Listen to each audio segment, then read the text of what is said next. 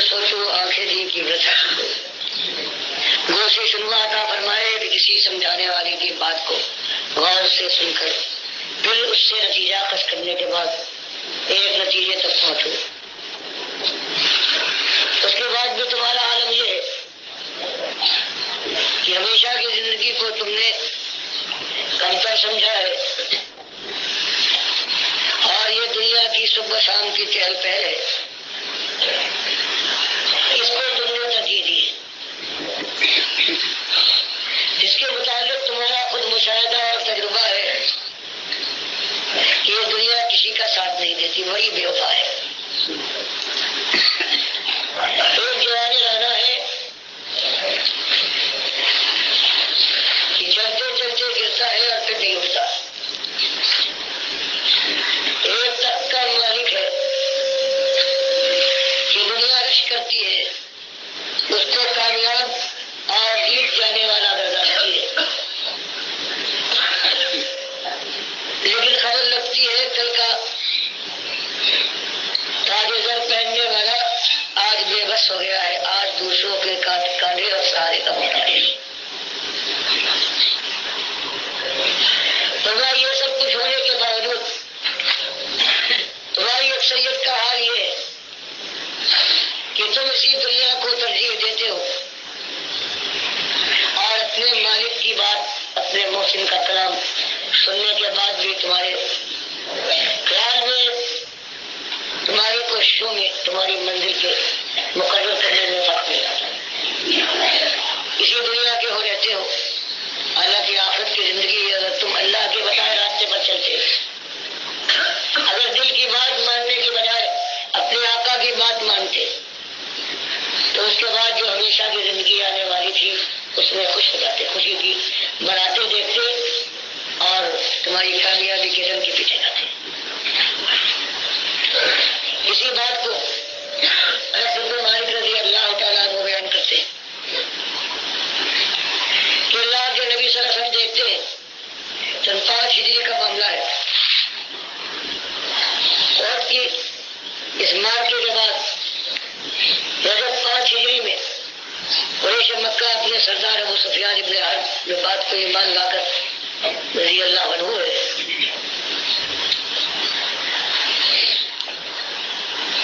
اپنے ساتھ 10,000 کا لشکر لے کر مدینے کو تاج کرنے کے لیے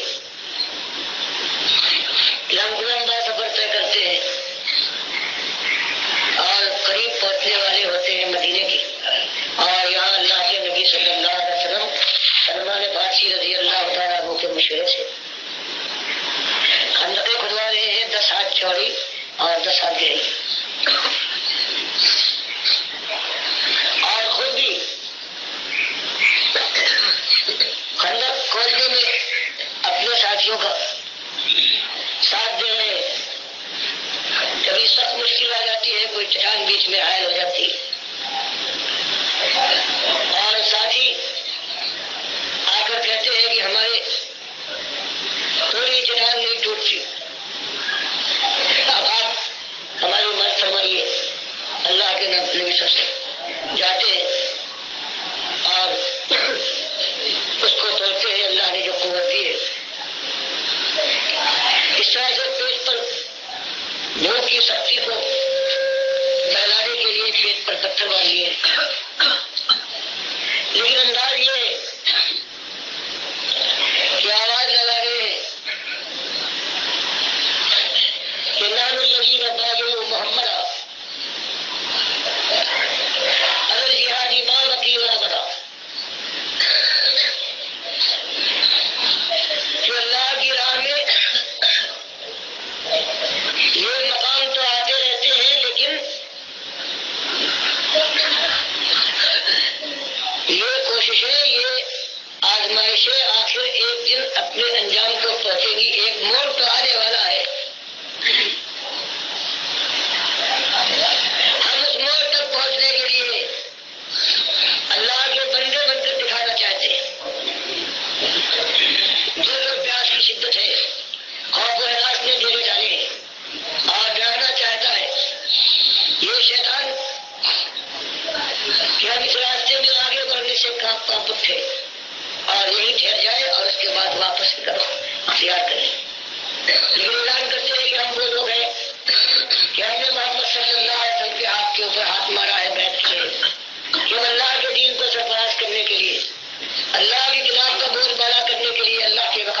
بلند کرنے کے لیے، اللہ کے رسول صلی اللہ علیہ وسلم کی سطح منوانے کے لیے، اللہ کی رضا کے اصول اور جہنم کی آگ سے بچنے کے لیے ہم زندگی کے آخری لمحے تک، دل کی آخری دھڑکن اور سانس کی آخری آمد رکھ کے ہم اللہ کی راہ میں جہاد کرتے رہیں گے۔ یہ حالت آپ دیکھتے اور اس کے بعد یہ بھی سنتے کہ ساتھی کہہ رہے ہیں کہ سامنے لشکر پڑاؤ ڈالے ہوئے اور ہم جانتے ہیں کیا گزرنے والی ہے، لیکن ان کی نہ تعداد کا ہمارے اوپر کوئی اثر ہے، نہ ان کی جمعیت کا، نہ ان کے ساز و سامان کا، بلکہ ہمارا کہنا یہ ہے کہ مالک لولا انتا ناتا ہے، تیرا یہ احسان، تیرا کرم ہے کہ کفر و شرک کے اندھیرے میں بھٹک رہے تھے، آپ کے علاؤ کے اندر گرنے کو بالکل تیار تھے کہ تم نے رحمت فرمائی، اپنے نبی کو محبوس کیا، کتاب اتاری، اور اس نبی نے ہمارے اندر کھڑے ہو کر اعلان کیا کہ مسئلہ ایک ہے، نمک کھاؤ، تمہارا ایک کعبہ ہے، اس کے تم نمک کھاؤ، اس کا نمک کھاتے ہو، نمک حرامی کے اوپر جمے رہنا، دیکھنا نمک حرامی نہ ہو، جو کھلاتا ہے، جس نے پیدا کیا ہے، جو زندگی کے بعد مات دے گا، جو فیصلہ کرے گا تمہاری فرما برداری یا نافرمانی کا، تو تمہارا ایک الہ ہے۔ تو آواز لگا رہے تھے بخاری جو شعر لاتے ہیں وہ وہی جو مرضی کے ہیں، وہ اللہ کی بندگی کے، کہ زبان پر یہ رجس جاری ہے، لولا انت ما تدینا ولا تصدقنا ولا صلینا، نہ ایمان کی تعفیت ملتی، نہ سبتے کا راہ ہمارے سامنے روشن ہوتی، نہ نماز کی ہمیں توفیق ملتی، یہ تیرا کرم ہے مالک۔ اور مالک سامنے جو آئے ہیں تلک الولا قد بغوا علینا، یہ ظالم تیری بخشش کی بعد ان کا حال یہ ہے، یہ باولے دیوانے تیری آزمائش کو یہ سمجھتے ہیں کہ تیری رضا ہے، تو نے ان کو دیا ہے جو ان کے پاس، ان کے اندر کوئی خیر، کوئی خوبی، کوئی برائی ہے، حالانکہ تو ان کو آزما رہا ہے جیسے نہ دے کر بھی آزماتا ہے، اور ان ظالموں کا عالم یہ ہے قد بغوا علینا، انہوں نے ہمارے اوپر دھاوا توڑا ہے،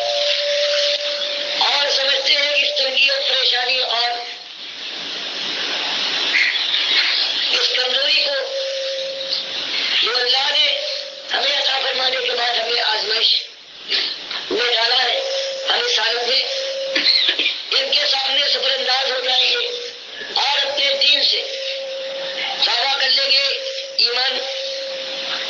کو دعویٰ دے جائیں گے۔ فرمایا عالم یہ ہے کہ یہ ہم پر دعویٰ بولتے اور ان اراد الفتنہ ابینا، اور یہ چاہتے ہیں کہ ہم کو فتنے میں ڈال کر اپنی طرح سے کافر و مشرک بنا لیں، ابینا ہم انکاری ہے، لیکن مالک معاملہ صاف ہے، پاندرم سکینت کرے گا، تو پروردگار عالم سب ان کے سامنے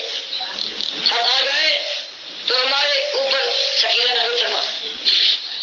وثبت الاقدام اذ لاقینا، اور جب میدان میں سیاہیوں سے ملنے والی ہوں، تلواروں سے ٹکرا کر جھنکار کے ساتھ چیخ پڑنے والی ہوں، جب خون کے فوارے پھوٹے، جب دھرتی لالا رنگ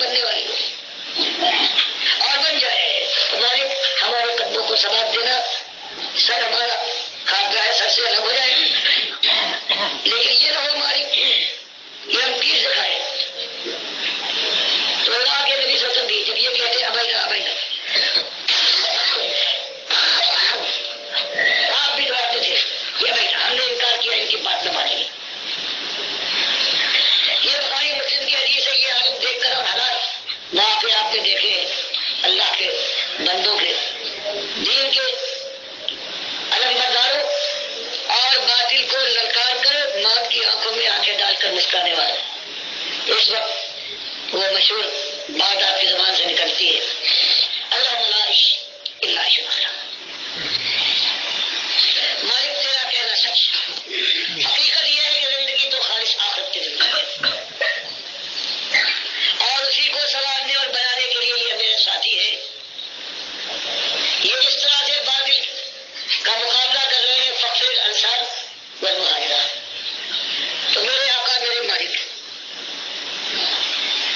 تو میرے انصار کو اور میرے مہاجروں کو جو چوٹے کھاتے ہوئے سہلاتے ہوئے منزل پر آنکھ گاڑے ہوئے بڑھتے جا رہے ہیں، کسی کی کھال ابھرتی ہے، کسی کا خون اس دھرتی کو سینچتا ہے، کسی کے پیٹ کے اوپر پتھر بندے ہوئے ہیں، تو مالک ان کو معاف کر دے پروردگار اعظم، یہ تھی بندگی میں تیرا حق ادا نہ کر پائے، لیکن ان کا ارادہ ان کے ایک ہے کہ تو ان سے راضی ہو جا اور ان کو جہنم کی آگ سے بچا کر اپنی رحمت کے سائے میں داخل کر دے۔ تو یہ ہر موقع پر اللہ کے نبی صلی اللہ علیہ وسلم کا یہی انداز ہے کہ ہر وقت آخرت یاد دلائی جا رہی ہے، اور اس رات کے جو خوش نصیب مجاہدین ہیں ان سے بتایا جا رہا ہے اللہ کی راہ میں جب تم اس کی رضا کے حصول کے لیے باطل کو للکار رہے ہو، مل کر چوٹے کھا رہے ہو، تو اس کے بعد پھر تمہارے نظم کا یہ عالم ہو کہ ساری دنیا کی مخالفت اور ان کی تنظیمیں، ان کی قوتیں بے انتہا بے حساب ہو، لیکن نظم کے معاملے میں تم سے وہ پیچھے ہیں۔ کہیں کہیں جانے کے بعد اللہ کا یہ قافلہ،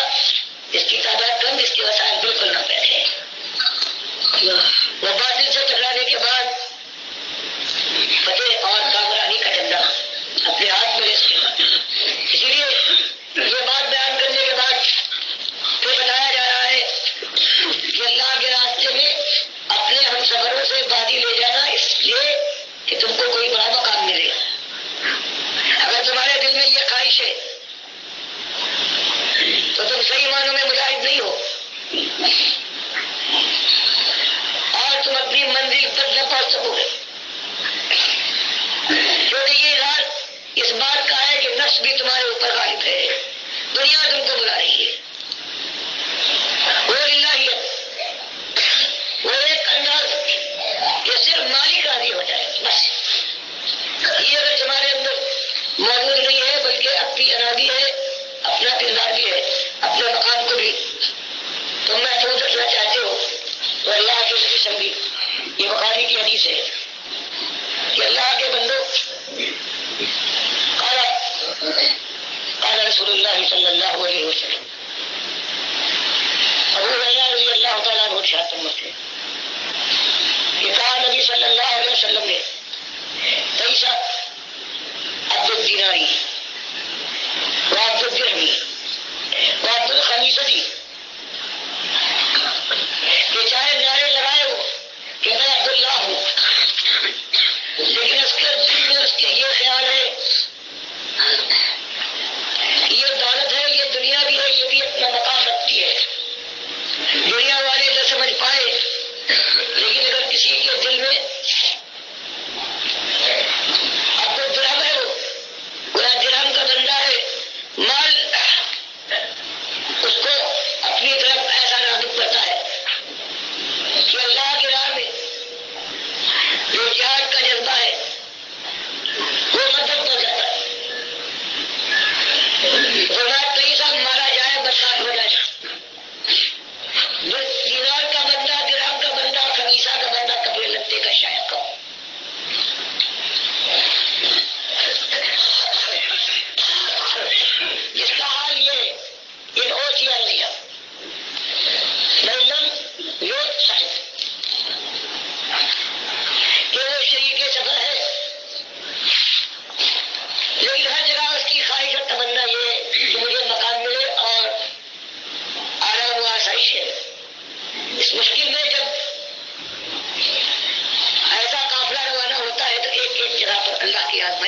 جیسے اللہ نے